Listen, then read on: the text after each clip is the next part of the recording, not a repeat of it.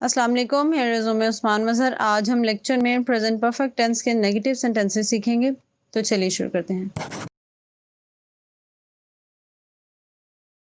Welcome back. इन जुमलों के आखिर पे नहीं कर चुका है, नहीं ला चुकी है, नहीं किया, नहीं दिया, नहीं गया, इस तरह के अल्फाज होते हैं नहीं वाले, ठीक है। और पुरानी बात नहीं होती, कर चुका था, ला चुका था, ऐसे लफ्ज नहीं होते, ठीक है। कैसे ट्रांसलेट करते हैं इनको? हम अफर्मेटिव सेंटेंसेस सादा जुमले सीख चुके हैं, उनमें हम क्या कर रहे थे, सब्जेक्ट के बाद हैज या हैव और फिर वर्ब की थर्ड फॉर्म, ठीक है। अब क्या करना है, सब्जेक्ट के बाद हैज नॉट या हैव नॉट और फिर वर्ब की थर्ड फॉर्म। अच्छा, ये जो मैं आपको बार-बार कभी पहले अफ़र्मेटिव फिर नेगेटिव इंट्रोगेटिव इस तरह के सेंटेंसेस करवाती हूँ, इसकी वजह क्या है? बार-बार क्यों करवाती हूँ? इसकी वजह ये है कि जब आप इतनी दफ़ा बार-बार प्रैक्टिस करेंगे एक ही टाइप के सेंटेंसेस की, तो फिर जब आप लिखने बैठेंगे इंग्लिश तो ये नहीं होगा कि आप सोच रहे हैं बैठ के ये कौन-सा टेंस है, इसमें क्या आना था? नो। वो ना एक आपके जैसे आप एक रास्ते से बार-बार गुज़रते हैं ना, तो वो रास्ते में जितनी चीज़ें आ रही होती हैं, अच्छा यहाँ पर हलवाई की दुकान है, तो यहाँ पर क्या है? जो भी कोई दुकान है वो सारी आपके माइंड में होती है, कोई आपसे पूछे तो आप बता सकते हैं हाँ, वहाँ पर है वो दुकान, ठीक है?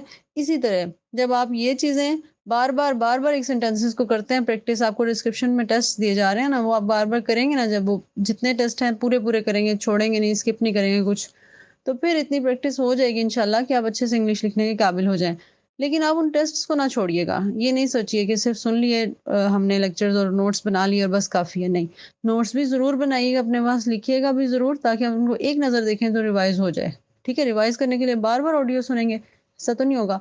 तो नोट्स अच्छे से बनाया करें, जब मैं आपको बता रही होती हूँ अच्छे से लिखा करें, जो भी बात अहम हो और उसके अलावा ये भी करें कि आप टेस्ट ज़रूर अटेम्प्ट किया करें सारे। अगर पीछे आपने कोई टेस्ट छोड़े हैं तो लाज़मी अटेम्प्ट कर लें उनको, ठीक है? अच्छा, सब्जेक्ट के बाद हैज़ नॉट या हैव नॉट और वर्ब की थर्ड फॉर्म। मैं ये किताब मुकम्मल नहीं कर चुकी, I have not completed this book. Alina बच्चों को नहीं पढ़ा चुकी, Alina has not taught children. तुम सब्ज़ी नहीं लाए हो, you have not brought the vegetable. दर्जी ने कपड़े नहीं सिए हैं, the tailor has not stitched the clothes.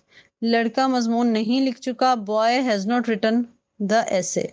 क्या हुआ इनमें? देखा आपने, सब्जेक्ट के बाद बस हैज़ नॉट और है या हैव नॉट और फिर वर्ब की थर्ड फॉर्म। टॉट है, ब्रॉट है, स्टिच्ड है, रिटन है, ये सब थर्ड फॉर्म्स है ना, ये तो उसी सूरत में इंसान लगा सकता है जब उसने याद किया हो। और मैं आपको फॉर्म ऑफ वर्ब्स मुसलसल साथ दे रही हूँ इसीलिए याद करने के लिए। जो लोग नहीं याद करें वो याद रखें कि फिर वो इंग्लिश नहीं सीख सकते। उनको अच्छे से रट्टा लगाएं, जैसे बच्चे कोई चीज़ रट्टा लगा के याद करते हैं ना, टेबल्स याद करते हैं। अगरचे आपकी एज इस वक़्त जो भी है, आप इंग्लिश सीख रहे हैं, तो आपने उनको रट्टा लगाना है एक दफ़ा अच्छे से। कितनी है? बहुत ज़्यादा तो नहीं है।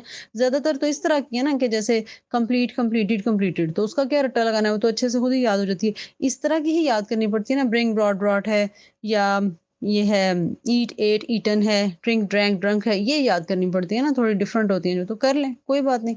कितनी दफ़ा करनी है? बार-बार थोड़ी। अब बच्चे को आप टेबल्स मैथ के याद करवाते हैं तो कितनी दफ़ा करवाने होते हैं लाइफ में? एक दफ़ा ही करने हैं ना? इस तरह आप भी कर लें, बहुत आसान हो जाएगी आपके लिए इंग्लिश, ठीक है?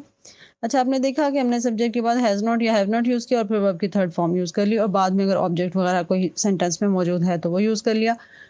हैज़ नॉट कब आया, हैव नॉट कब आया, ये हम डिस्कस कर चुके हैं। यानी सब्जेक्ट अकेला है तो हैज़ आ जाता है और सब्जेक्ट ज़्यादा है तो हैव आ जाता है। आई और यू का मामला डिफरेंट है। आई और यू को हम ऐसे ही लेते हैं जैसे वो ज़्यादा सब्जेक्ट है, उनके साथ हम वही वर्ब यूज़ करते हैं जो ज़्यादा के साथ यूज़ होता है, यानी हैव यूज़ करते हैं, ठीक है?